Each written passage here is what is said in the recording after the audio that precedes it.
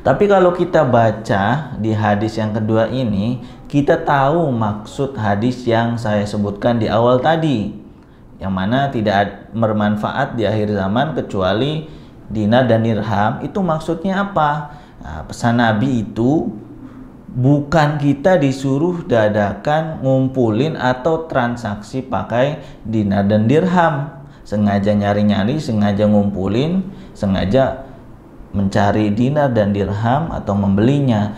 Tapi kata Rasulullah, kita itu disuruh buat mandiri secara ekonomi di akhir zaman untuk menopang kebutuhan duniawi dan ukhrawi. Nah, bentuk kemandirian ekonomi itu nggak harus pakai dinar dan dirham, tapi bisa pakai mata uang apapun, rupiah, dolar, real, rupiah, dan lain sebagainya.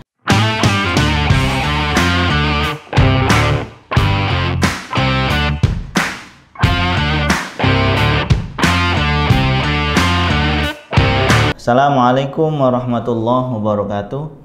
Apa kabar sahabat semua? Semoga Anda sehat selalu. Penggunaan dinar dan dirham sebagai alat transaksi jual beli marak digencarkan oleh sebagian kecil umat muslim di Indonesia.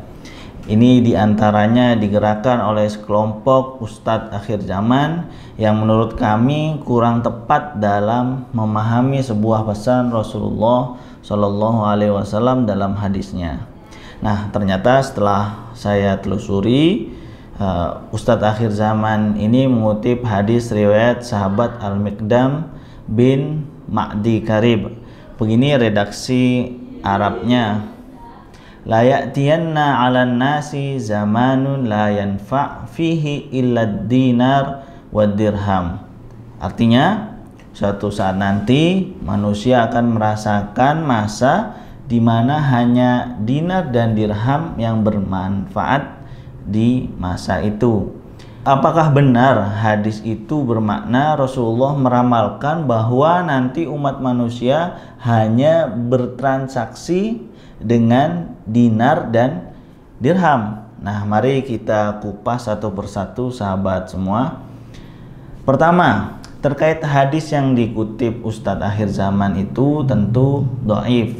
Saya menemukan hadis tersebut di beberapa kitab hadis, diantaranya misalnya dalam kitab Musnad Ahmad bin Hambal, terus kitab Al-Fitan karya Imam Nu'aim bin Hamad, kitab Hilyatul Aulia wa Tabaqatul Asfiya karya Abu Nu'aim, dan beberapa kitab hadis karya Imam At-Tabrani seperti Al-Kabir, Al-Awsat, As-Shaghir, dan Musnad Asy-Syamiyyin.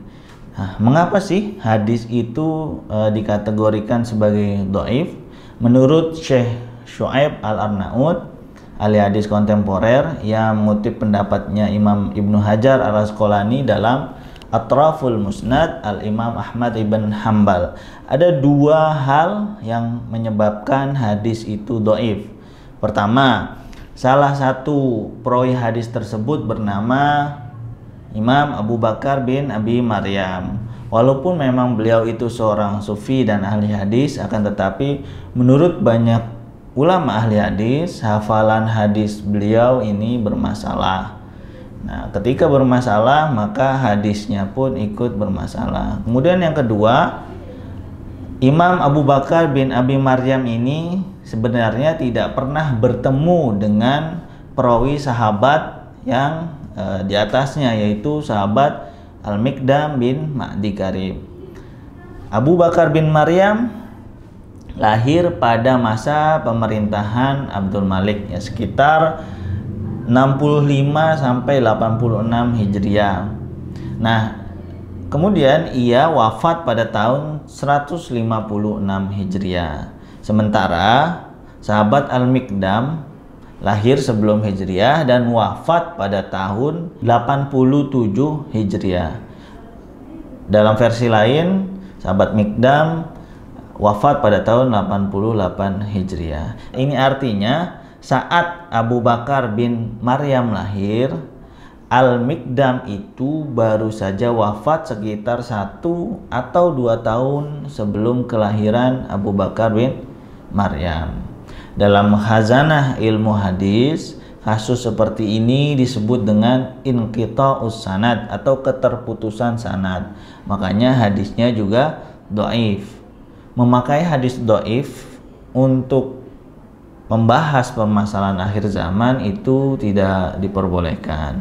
Nah, sahabat yang dirahmati Allah Subhanahu wa taala, memang ada hadis lain dalam kitab Al-Kabir karya Imam At-Tabrani yang lebih jelas dari hadis di atas. Rasulullah Shallallahu alaihi wasallam bersabda, "Idza kana fi akhiriz zaman la budda lin-nasi fiha minad darahim wad dananir yuqimur rajul bihadinahu wa dunyahu."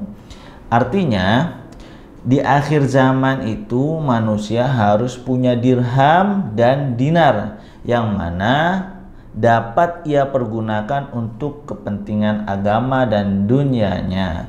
Tapi hadis ini juga termasuk hadis dhaif, dan yang menjadi muara dalam rangkaian sanad hadis ini itu sama seperti hadis yang pertama, yaitu Abu Bakar bin Maryam, yang mana hafalan beliau ini bermasalah. Tapi kalau kita baca di hadis yang kedua ini, kita tahu maksud hadis yang saya sebutkan di awal tadi, yang mana tidak bermanfaat di akhir zaman kecuali dinar dan dirham. Itu maksudnya apa? Nah, pesan Nabi itu bukan kita disuruh dadakan ngumpulin atau transaksi pakai dinar dan dirham, sengaja nyari-nyari, sengaja ngumpulin, sengaja mencari dinar dan dirham atau membelinya. Tapi kata Rasulullah, kita itu disuruh buat mandiri secara ekonomi di akhir zaman untuk menopang kebutuhan duniawi dan ukhrawi. Nah, bentuk kemandirian ekonomi itu nggak harus pakai dinar dan dirham, tapi bisa pakai mata uang apapun, rupiah, dolar, real, rupiah, dan lain sebagainya. Nah, bukankah sekarang ini strata sosial seseorang itu dilihat dari kemapanan dan seberapa banyak uang yang ia miliki? Kalau ini pesannya, memang ada hadis sahih dalam Sunan Ibn Majah. Semua argumen yang saya paparkan di atas tadi itu yang poin pertama. Jadi dalam Sunan Ibnu Majah itu disebutkan bahwasanya carilah rezeki dengan cara yang baik, karena semuanya itu sudah diberikan jalan usahanya masing-masing. Nah, kemudian poin yang selanjutnya itu poin kedua, mengapa penggunaan dinar dan dirham terus mengaitkan dengan hadis la yanfa fihi ilad dinar wa dirham, tidak bermanfaat di akhir zaman nanti kecuali dinar dan dirham. Itu tidak tepat. Dikatakan bahwasanya kita harus mencari dinar dan dirham atau menggunakan dinar dan dirham. Nah, ini ada perkataan atau keterangan dari guru kami Prof. Ali Mustafa Yakub yang menyebutkan bahwasanya tidak semua yang dilakukan Rasulullah itu harus kita lakukan dengan alasan mengikuti sunnah Nabi. Apa yang dilakukan Nabi itu ada yang berupa syariat dan ada juga yang berupa budaya. Kalau transaksi dinar dan dirham itu termasuk syariat atau budaya, maka kita secara tegas bisa menyatakan bahwasanya transaksi menggunakan dinar dan dirham itu hanya suatu peradaban, kebudayaan, yang mana Nabi dulu memakai dinar dan dirham itu buatan Romawi dan Persia, artinya sudah ada sebelum Islam datang. Umat Islam baru nyetak dinar dan dirham sendiri itu pada masa Khalifah Abdul Malik bin Marwan, salah satu khalifah dinasti Umayyah yang juga pada waktu itu perawi hadis ini hidup, yaitu Abu Bakar bin Abi Maryam. Kiai Ali Mustafa Yakub punya teori, apa yang khusus dilakukan oleh umat muslim itu bagian dari syariat. Tapi yang dilakukan umat muslim juga pemeluk agama lain itu bukan bagian dari syariat, melainkan tradisi, budaya, dan pikiran manusia dan peradaban umat-umat tertentu. Artinya penggunaan dinar dan dirham bila dikaitkan dengan sunnah Nabi itu tidak tepat, karena ini juga dilakukan oleh Romawi, Persia yang juga menggunakan dinar dan dirham. Nah, sekian dari saya, semoga bermanfaat. Wassalamualaikum warahmatullahi wabarakatuh.